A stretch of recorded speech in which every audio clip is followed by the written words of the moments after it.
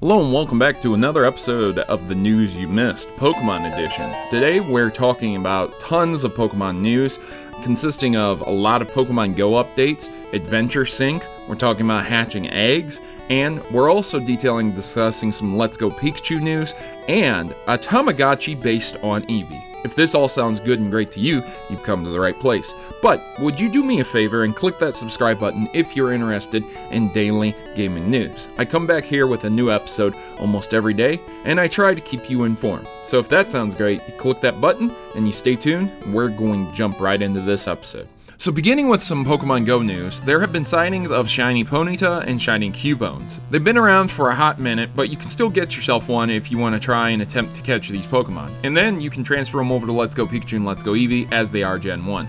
There's a lot of other things coming out, like a Giratina raid battle that is going to be part of the Halloween event, but that's going to remain at gyms until November 20th. So if you haven't gotten that one yet, you've still got time. And there's also going to be a Cyndaquil event day as well. So you need to get yourself ready for that. That's going to be Community Day taking place November 10th, and the times will be in the links in the description below. So check into that. Sinnoh Stones have been found in the Pokemon Go network. These would be attributed to how you're going to evolve certain Pokemon in Sinnoh, I would suppose. I'm not 100% sure, as Sinnoh Stones aren't actually canon terminology for Pokemon. Rather, that they might be a broad net to capture all of the stones that you would be using. For example, there are like dark stones and shining stones, and there's different devices and things required to evolve all of these Gen 4 Pokemon. Magnezone only evolved in a certain area in the Generation 4 of Pokemon, so again, this is going to require certain things, and they're probably going to put in certain stones that are going to just be a catch-all for all of these Pokemon. There's a full list in the description below. Take the link there if you want to know all of the Pokemon that can evolve via some type of stone, possibly. Also, we're talking about hatching eggs. There's a nice chart for you if you're still into Pokemon Go, you're still trying to get the eggs, trying to get the different Pokemon that you can get out of the eggs. If you're wondering what's going to hatch out of certain eggs, you can check into this chart. Again, reference the description below for the link. There's a lot of information here, and it's good information if you play Pokemon Go a lot, and you're looking to transfer some of those Pokemon over to Let's Go Pikachu. So also, there's Adventure Sync. Now, if you guys didn't hear about Adventure Sync, this is a way that you can keep track, hatch eggs, do different things while Pokemon Go is not running. Now, if you guys didn't know this, Pokemon Go drains the battery quite a bit. It can be a hassle on your phone. It can be taxing, especially if you don't have a very up-to-date phone. It can lag a lot of programs. So leaving it on for long extended periods of time isn't really nice. And on top of that, if you have it on and you have it in your pocket, the touchscreen's going, so you could touch tons of different things and just be messing with your game in a way that you didn't want. So Adventure Sync allows you to close the program out, but still keep that up. Keep track of all your running, what you're doing there, and basically it gives you the ability to have Pokemon Go running without it running. Does that make sense? You can get candy from your Pokemon and hatch eggs. That's basically how they advertised it.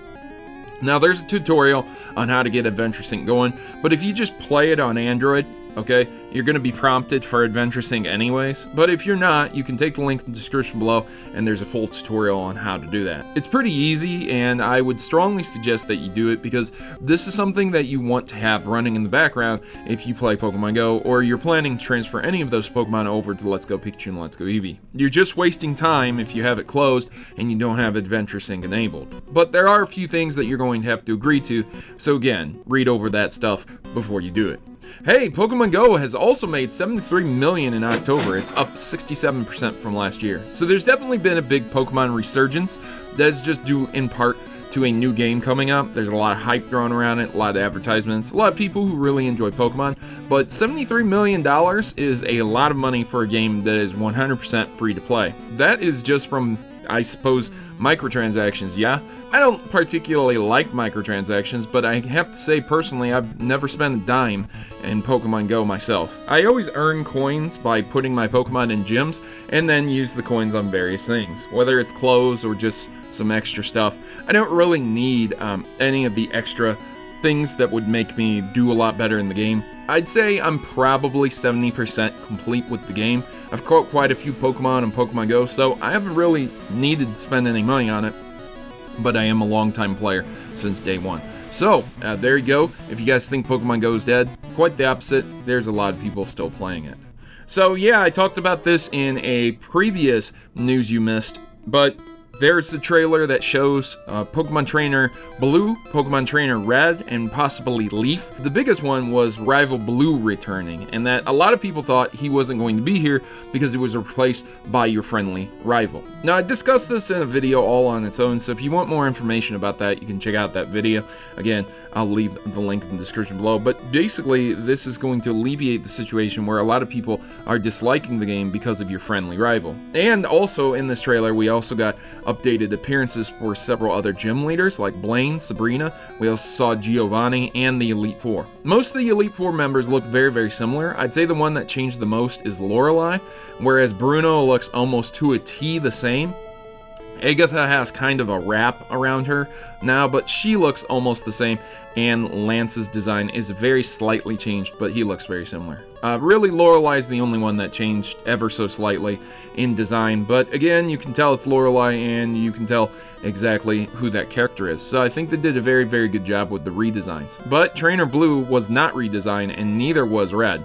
Just slight variations of what you remember them on, and that's how it goes. So check out that trailer if you're interested in stuff like that. You'll be pleasantly surprised. But one thing you're not going to be pleasantly surprised about is Pokemon Let's Go Pikachu and Eevee not going to include Pro Controller support. You're probably not going to be able to use any other controller other than the Pokeball one that you can buy separately and get Mew with, or the Joy-Cons. This is just due in part to the way the game is designed.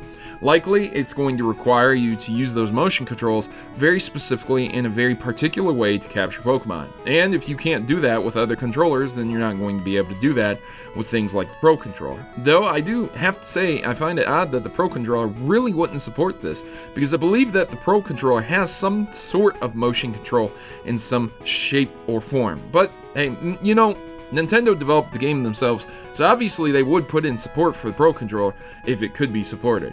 I guess maybe they're thinking, you know, oh, if you have a Pro Controller, it means you won't have a second player, but then that wouldn't make sense either because you still have Joy-Cons. So I'm not really sure. Maybe there's something more behind it that I'm not understanding exactly why they wouldn't want this, but yeah, the details are in the description down below in the article. You can read over that if you'd like to.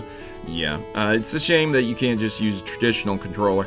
I don't know, man. I think I'm going to get tired of throwing the Pokeball myself. You know, I don't particularly like using touchscreen controls on Pokemon Go. So yeah, this probably is going to turn me off from the game, but I'll tolerate it just because of how exciting the game is to me. Now, on to the main bit of news that I really wanted to detail and discuss is that there has been teased a Tamagotchi of Eevee. Now, I'm not sure if this is going to work with Let's Go Pikachu and Let's Go Eevee. There's no 100% confirmation that this is actually going to do anything for that series, but I find it very, very odd that they would release this and have no conjunction whatsoever with Let's Go Pikachu and Let's Go Eevee. But remember, there is no 100% confirmation that this is going to do anything in-game. Whatever comes out, comes out. Apparently, this is kind of a collaboration that is happening, and it reveals a special Eevee where you can get a brown or a pink kind of Tamagotchi Eevee, where you have these skins you can put over your Tamagotchi device. If you don't know what a Tamagotchi device is, it's kind of like a little pet that you can take along with you, but it's digital. So you get the idea, right? I don't have to explain it further. If you want to know more, just look up Tamagotchi, you get the full details. Anyways, you can hatch your Eevee, and then your Eevee can have several different additions to it, little outfits that you can put on it. It can either be a Team Rocket Eevee, a Ditto Eevee, or it can just have a couple ribbons put on it, making it look very, very nice. And here's the big kicker. You can apparently evolve this Eevee on your Tamagotchi as well into all the variations of the Eevees, including Vaporeon, Jolteon, Flareon, Umbreon, Espeon, Leafeon, Glaceon, or Sylveon. So that's really, really cool. I think my daughter will absolutely love this device, and if this is an actual device that is going to be coming to the Americas or coming to Europe, I'm sure a lot of people would really, really enjoy it and probably buy it for their significant other or their kid or daughter. Heck, man, you know, I'm not above playing with the Tamagotchi. I'd probably enjoy this device myself too. So yeah, there you go, ladies and gentlemen. That is this episode of the Pokemon edition of the news you missed. Hope you guys enjoyed it. Did I recap the Pokemon events of this week very, very well? You let me know if I did with big thumbs up, and I would greatly appreciate you commenting down below. Would you love to get the Eevee Tamagotchi? And does the inclusion of the new Pokemon trainers that were revealed in the trailer of Let's Go Pikachu and Let's Go Eevee make you want to get the game? You let me know your thoughts and opinions. I would greatly appreciate that feedback. And you can click subscribe to stay up to date with me with gaming news. Every day I try to bring you a new story of some kind. Now, I've been your host, Protomario, and I'm signing out. As always, good gaming, God bless, and hope to see you guys next time.